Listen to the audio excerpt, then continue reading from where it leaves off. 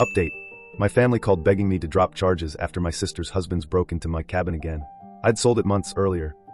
After my nieces and nephews tried to shove me into the pool and ended up launching themselves into the deep end instead, my sisters blamed me for almost drowning their own kids. Then I found out both sisters and their husbands had been secretly renting out my cabin for cash behind my back. That caused the first round of arrests, meltdowns, and fake family outrage. Somewhere in the middle of all that, I got disgusted enough to sell the place. I didn't tell any of them, because it wasn't their business. That ended up maturing a lot later. After the first arrest mess, I was done. My wife was done. My parents were exhausted. My sisters were acting like I'd personally destroyed the family by not letting their husbands turn my property into a side hustle with pine trees. My mom kept crying. My dad kept asking everybody to calm down, and the whole family acted like I was the problem because I didn't want random strangers sleeping in a cabin I owned while my sisters pocketed the money. At a certain point, I stopped caring about being understood. I just wanted it all away from me. So I sold the cabin. Quietly. No big announcement. No family meeting.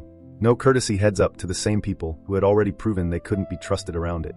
My parents raised us to handle our own business, and that's exactly what I did. After everything that happened, I didn't even want the place anymore. Too many strangers had been in and out of it, too much family garbage was attached to it, and I wasn't keeping a property that had basically become my sister's illegal little Airbnb with mountain views. I sold it, signed the papers, and moved on. For a while, things stayed cold. My sisters barely spoke to me unless it was through some passive-aggressive message relayed through my mom. My wife and I were fine with that. Frankly, silence felt like a vacation. Every now and then my mom would test the waters with something like, maybe everyone just needs time. And I'd tell her time was great, because it kept idiots away from my doorstep. Nobody asked about the cabin. Nobody had any reason to know anything about it. As far as I was concerned, that chapter was closed. Then one afternoon my phone started blowing up. Calls from my mom. Calls from my dad. A text from one aunt telling me not to do anything rash. Another from one of my sisters saying, please don't ruin our lives over this. I had no clue what any of them were talking about. I finally answered my dad, and he sounded equal parts furious and embarrassed. He said both of my brothers-in-law had been arrested at the cabin again.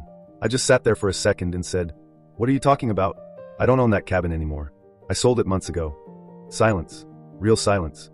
The kind where you can practically hear the last surviving brain cell in the family smack into a wall. My dad thought I was joking at first. I wasn't.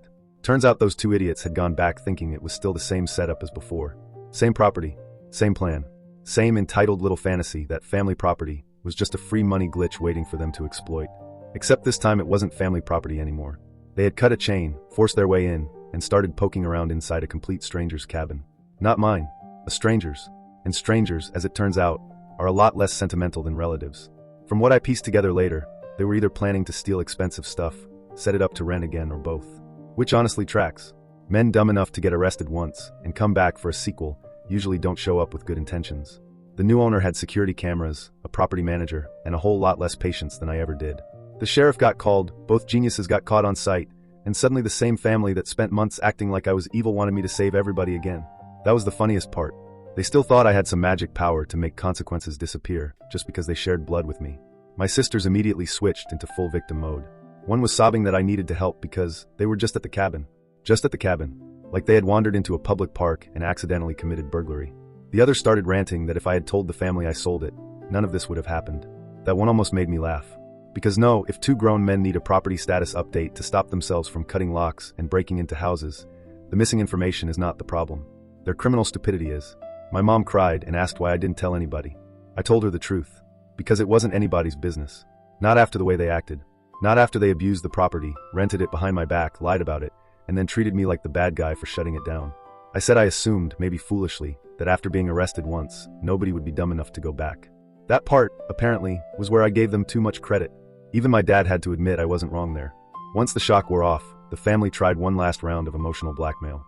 I got hit with every classic line in the book. Family helps family. You know how your sisters are. The kids are suffering. Can't you just talk to the owner? No, I could not. And even if I wanted to, why would I? Imagine calling some random guy and saying, hey, I know my brothers-in-law just broke into your retreat house because they mistook it for the one they used to scam, but would you mind not pressing charges? My family is very stressful. Absolutely not. I was not humiliating myself for people who had already burned every ounce of goodwill I had. My dad finally snapped in a way I hadn't seen before. He told both of my sisters that the cabin was never theirs, never would have been theirs, and if their husbands were stupid enough to break into a stranger's property, then whatever happened next was on them. My mom still cried, because that's what moms do when their adult kids insist on speed-running self-destruction, but even she stopped trying to pin it on me after that. There's only so many times reality can slap somebody before even they have to admit who the problem is. Since then, the whole family dynamic has shifted. My sisters still want to act like I set them up somehow, which is incredible considering I wasn't even involved. I sold something I owned privately, and 2 grown men decided to commit another crime without checking a single damn thing. That's not a trap. That's just natural consequences meeting entitled stupidity at full speed. My wife thinks it's the funniest twist in the entire saga, and honestly, she's right. The men who treated my property like their personal cash machine ended up getting arrested breaking into a house that didn't even belong to me anymore. You couldn't write a better punchline if you tried. And the truth is, selling the cabin was the best decision I could have made. I didn't want the memories. I didn't want the risk. I didn't want to sit there wondering what random strangers had done in that place while my sisters were secretly running it like a shady little vacation brothel with better scenery. Once a property gets turned into somebody else's scam, it stops feeling like yours. It just becomes one more thing tied to stress, lies, and people who only call when they want access. So now, not my cabin, not my circus, not my criminal charges. They can explain themselves to the police, the owner, and whoever else is done entertaining their nonsense. I'm out. My wife and I are good. The old group chat is dead. And every time one of my relatives tries to hint that maybe I should have warned people, I remind them that decent adults generally don't need advance notice to avoid burglarizing a house. If somebody abuses your property, lies to your face, and treats forgiveness like weakness, you don't owe them updates, access, or another chance. And if they're stupid enough to break into a place they assumed was still the family cabin, that's not a communication problem. That's what happens when entitlement survives longer than common sense.